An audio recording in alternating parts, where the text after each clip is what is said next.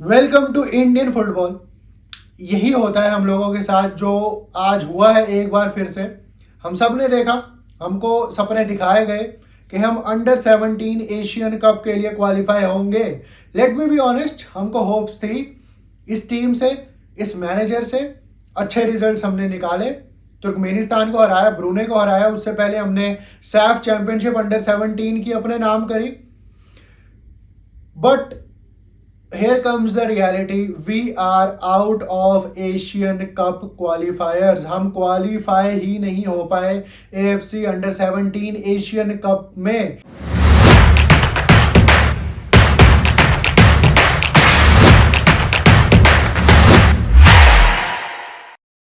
Hey guys, welcome back to my channel. And अगर आप channel पे पहली बार ही आए हो तो make sure to subscribe to this channel, क्योंकि यहाँ पे आपको इंडियन फुटबॉल पे डेली रिलेटेड वीडियोस मिलती रहती हैं। So make sure to subscribe यार। So let's start the video.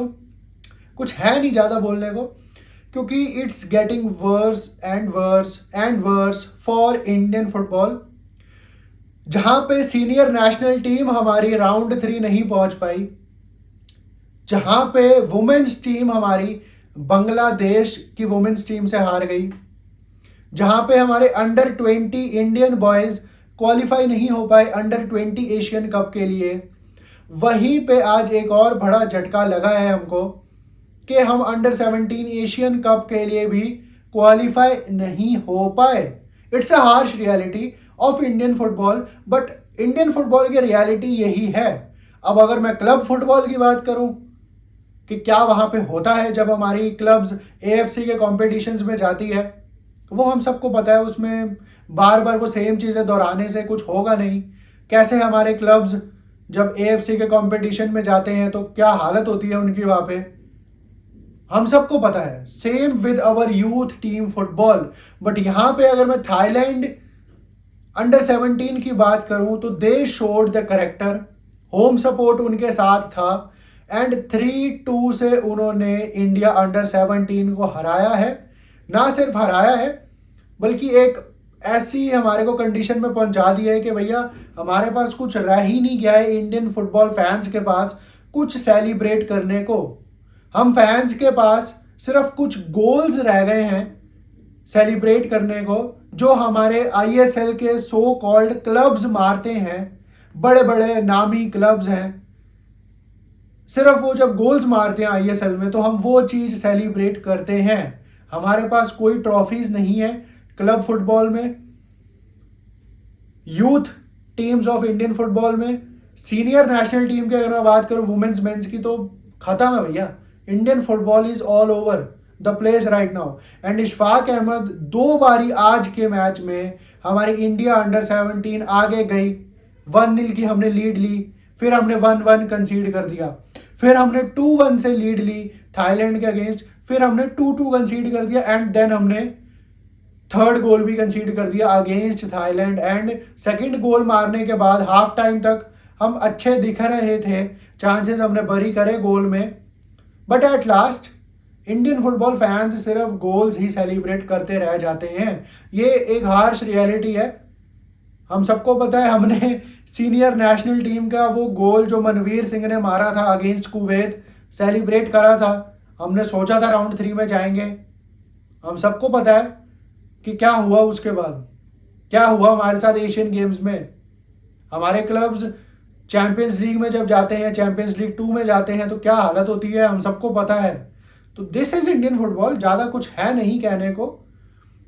Let's hope अगली बारी अंडर 17 एशियन कप के लिए क्वालिफाई हो जाए।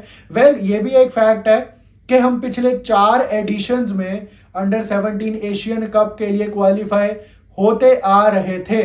2016, 2018, 2020 एंड 2022 हम पिछले चारों AFC एशियन कप अंडर 17 के क्वालिफाई हुए हैं। इस बार नहीं हुए हम।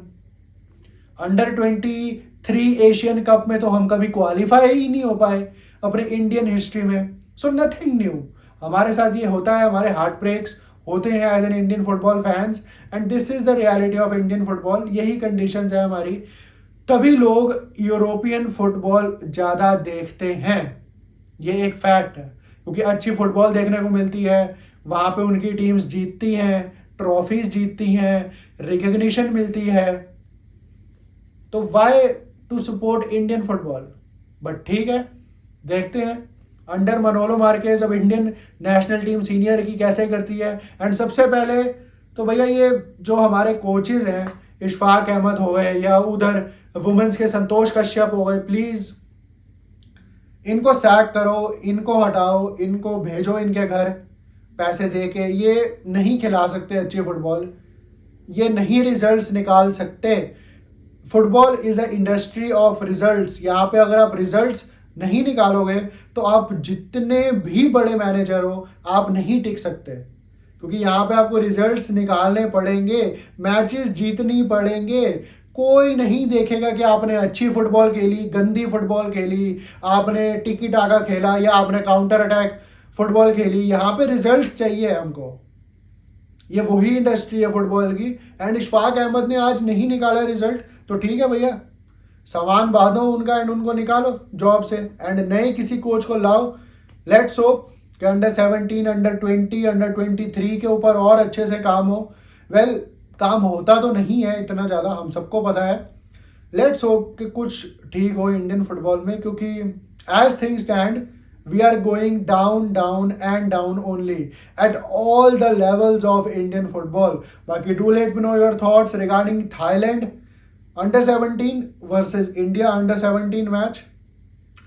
कौन बनना चाहिए अगला नया कोच अंडर 17 का? कोई भी बने, रिजल्ट्स तो सेम ही रहते हैं, रिजल्ट्स इतने ज़्यादा बदलते नहीं हैं। Do let me know in the comment section. तो यही थी आज की वीडियो। अगर आपको पसंद आई हो तो लाइक, शेयर एंड सब्सक्राइब जरूर कर देना। Till then peace out.